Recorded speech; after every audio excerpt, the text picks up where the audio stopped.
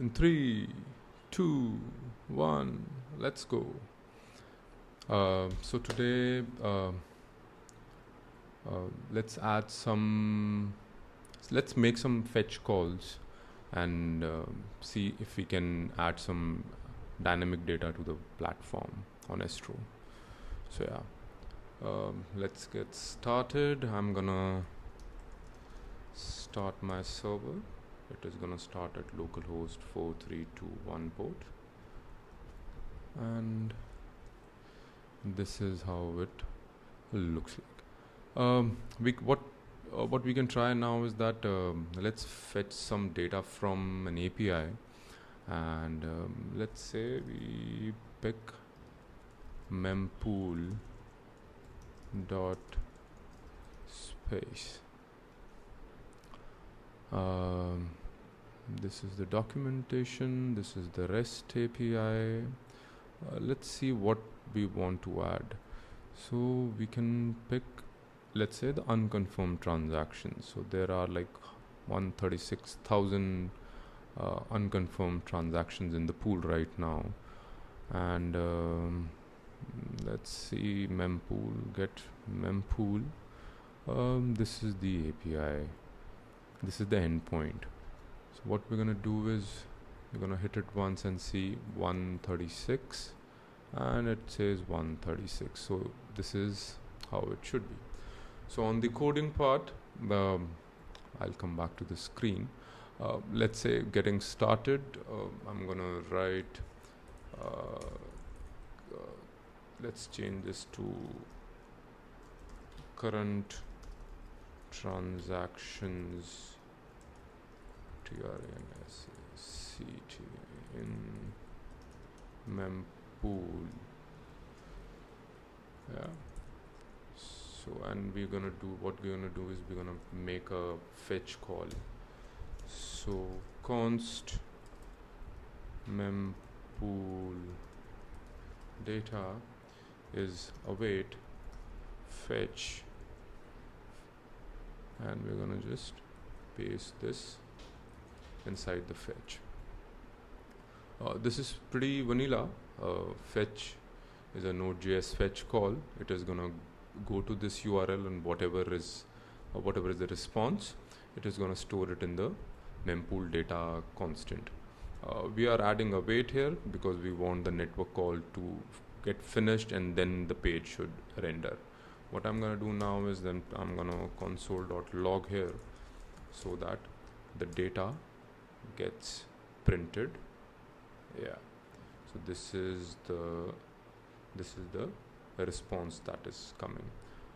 One good thing to understand and look at it is that we're gonna go here on the mempool API and we're gonna see the response type.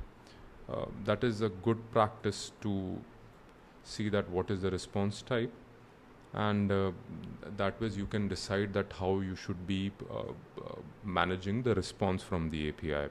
So here it says that it is application JSON is the response header says that the content that is going to come from the API is in the form of a JSON.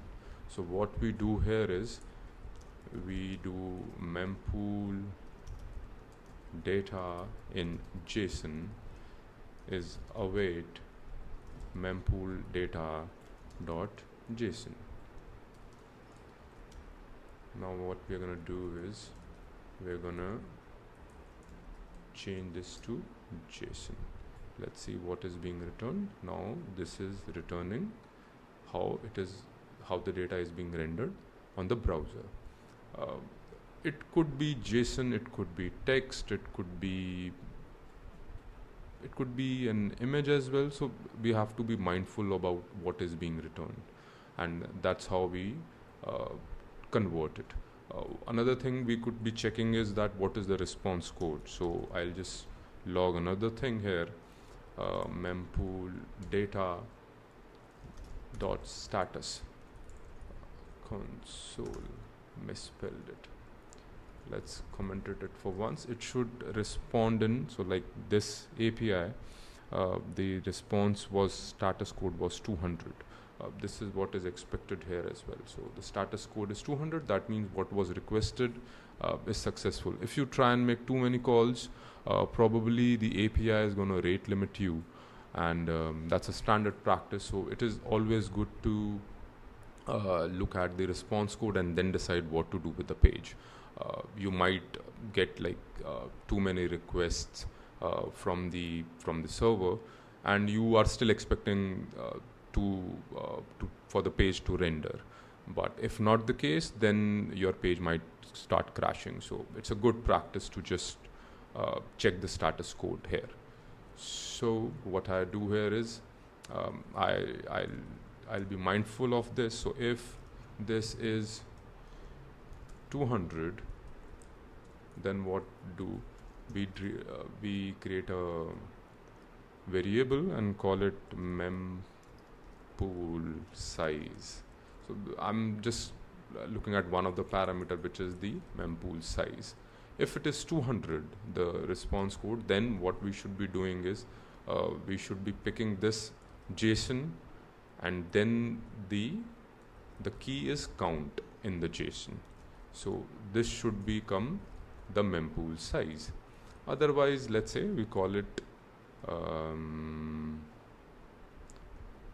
NA for now, that we don't know what it is. I'm gonna again comment this back. Now since we have this variable mempool size, we are gonna print it inside this. So we come back to the page and it says, yeah, so 137,437 transactions are currently in the mempool. Let's say if we can add some more information. I'll go back to the API. Let's look at something which looks interesting. Let's look at the network stats for the lightning, not fun. Let's look at this and then decide. Probably the fees. Fees is something people like to check before making transaction. Get fees. Yeah. So this is the fees. If you want the oldest order, no, this is the average of the fees. Where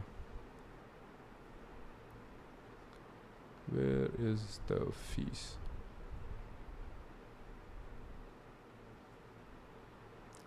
Weird. Get price. This is the Bitcoin price. Let's say we're gonna print the price now. So there will be another API call. We can't merge the two. So let's say const this is the price data is equal to this. I'm gonna just copy paste the same thing again, and this is the price. We have the price here. I'm not gonna check the response code here. I would not. I don't care right now because this is just for just to understand how things work. So this dot JSON, the variable, the response we got, we are again converting it to the JSON format. Let's print it again and see what is the response like. Yeah, so this is the timestamp, and in various currencies what is the price. So let's say I'll pick it up in USD. So this is the, I'll just copy paste this thing again. Bitcoin price is Bitcoin price JSON, but no, you have to add USD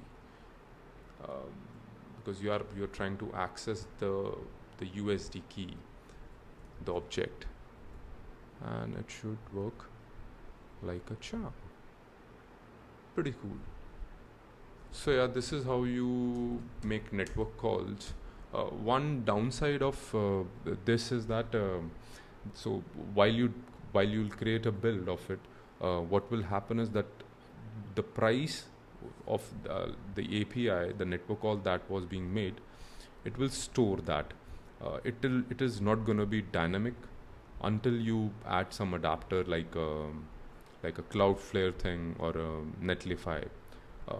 That is what the server side rendering will make it dynamic. So if I create a build right now and deploy this to an endpoint, what will happen is that whatever is the latest size of the mempool and the price of Bitcoin will get stored, and it would not be dynamically telling me what is the price and everything else. So that's why we kind of need server side rendering to make things dynamic, because unless you are publishing a static website which is more like a blog, you need dynamic information.